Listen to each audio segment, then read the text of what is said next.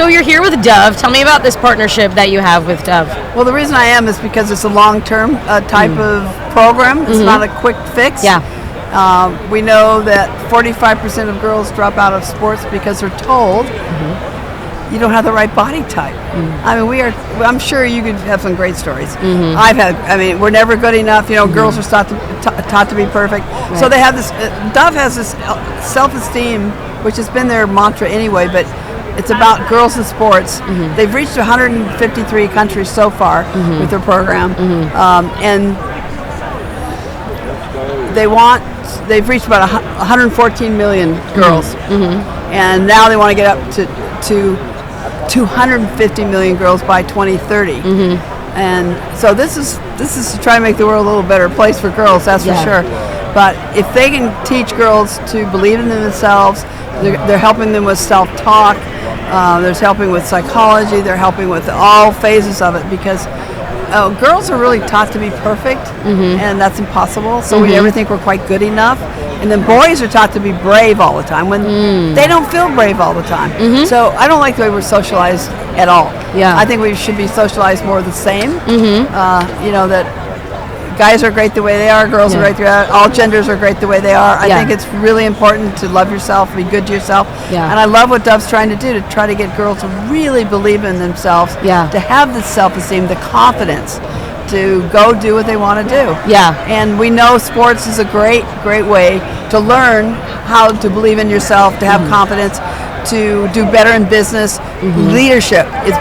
They've done so much research now that we know if you put a girl in sports, she's got a much better chance to be a leader. And also 94% of C-suite women, 94% identify with being an athlete. And half of those women play D1. I know it. People don't realize what sports do. That's for an girls. interesting part of the stat that I haven't actually heard before. 50% played D1. It's amazing. They are athletes, and I know when I'm hiring someone, I ask them, have you ever, and I don't care how good they were, I ask, were you ever a captain? A captain. Okay. A captain. You don't have to be the best player.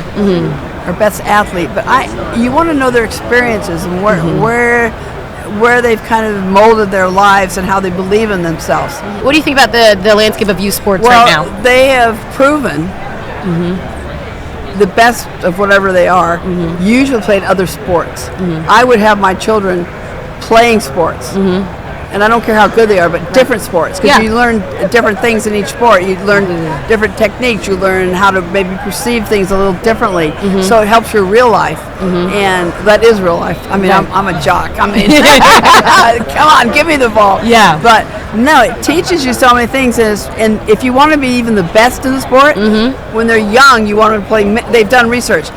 The players who did many sports, or a few sports at least, and then decided to be the best or professional in one sport, they did better than the kids who always specialized in one sport when they grew up. Because you want to learn learn how to run, kick, throw. Well, you need all these different things. There's so many different elements that work in different sports. Especially when a child's young, you want them to use their big muscle groups more, not their fine muscle groups.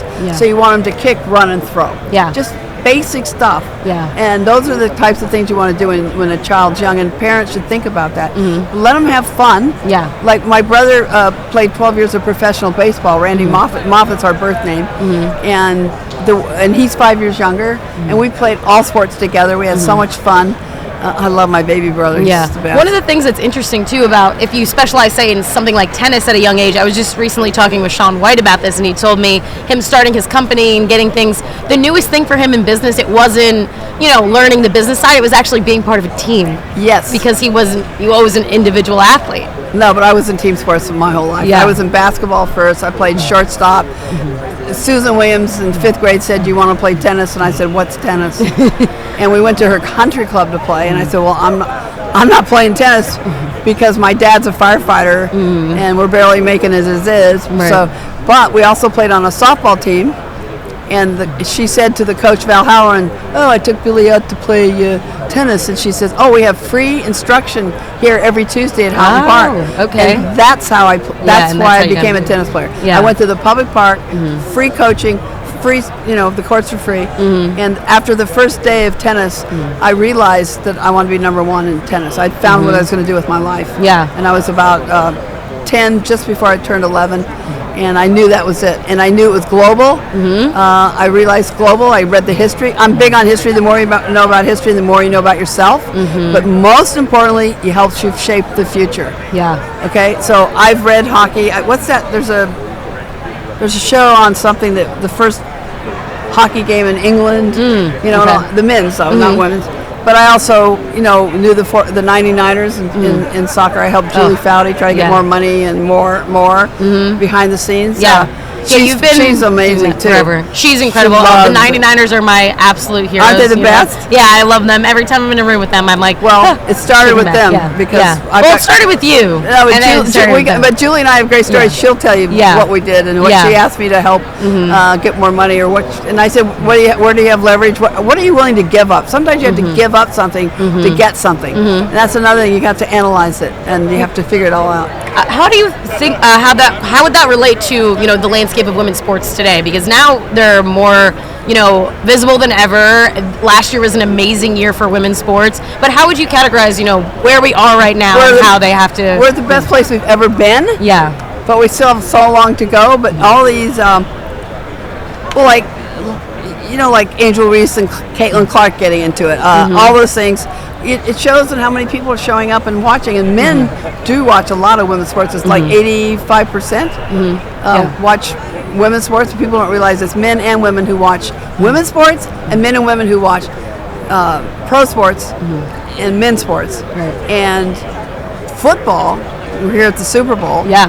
And we're going to start this flag football, which I'm been so into for the last 4 years. Since I was here 4 years ago, did the coin toss.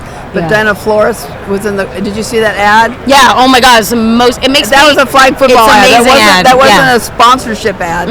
That was a flag football, and I met her there, and we started talking. And I just want them to have an association. I don't Flag football association. Oh, absolutely. Yeah. I'd have the men and women together, maybe. Yeah. Maybe I'd have to. It's really interesting though, because it is a great way for girls and women to start getting into football. Oh, it's more. great. Oh, I played football. I played flag when I was a kid. I played baseball, football, softball. I played, volleyball, track and field. I love. Yeah. And I love them all. Yeah. So I'm interested in everybody, but I want people to find their sport, whatever it is, love it.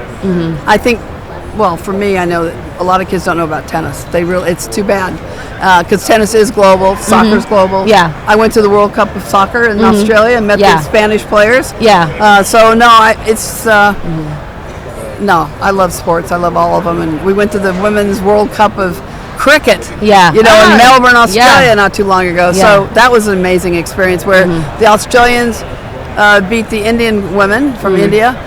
But what was really wonderful is the men told the Australian women, if you should win, we will make you whole. We will give you as much as we got. And that's where the men are really, really helpful. Yeah. But people can help each other. And the men, the fathers, like my dad was fantastic. I don't know about your family. You said your dad? Yeah, my dad was the one who trained me when I was young. I think fathers are, fathers don't realize how important they are to girls. Yeah. And my dad was amazing. And believing in you as an athlete. My dad believed in me as much as my brother, and that set the tone for me to go for it. Yeah. And I just want to talk to all the fathers out there. You have no idea how important you are to your daughters, and I hope you'll step up if you don't, if you haven't already, and just include them and believe in them and get them into sports, get them into activities, because girls are taught not to trust our bodies. Sports teach you to trust your body. Yeah, absolutely. Sports help me so much to trust my body, to believe in it. Yeah. And I think... and believe in yourself in all different parts of your aspect. Because you've been in the business part of it. You recognize that early part of your career as well. Yeah, I was in my 20s. When my former husband and I owned tournaments. Yeah. And once you own something and you're on the other side as well, then you understand the whole picture. Yeah. And it really helps because we're always constantly trying to help women's sports. We just helped start the Women's Professional Hockey League. Yeah. Which is just beginning. It's doing great. We're ahead. Great. Yeah, we're ahead on our plans. And thanks to Mark Walter, who also owns the Dodgers, the Lakers, keep going. He also helped squash get equal money. I mean, the guy's amazing. he's great with women too, and he's helped us. It takes big investors like that to get these. You need the women's money, sports. and that's where women. We don't make as much money.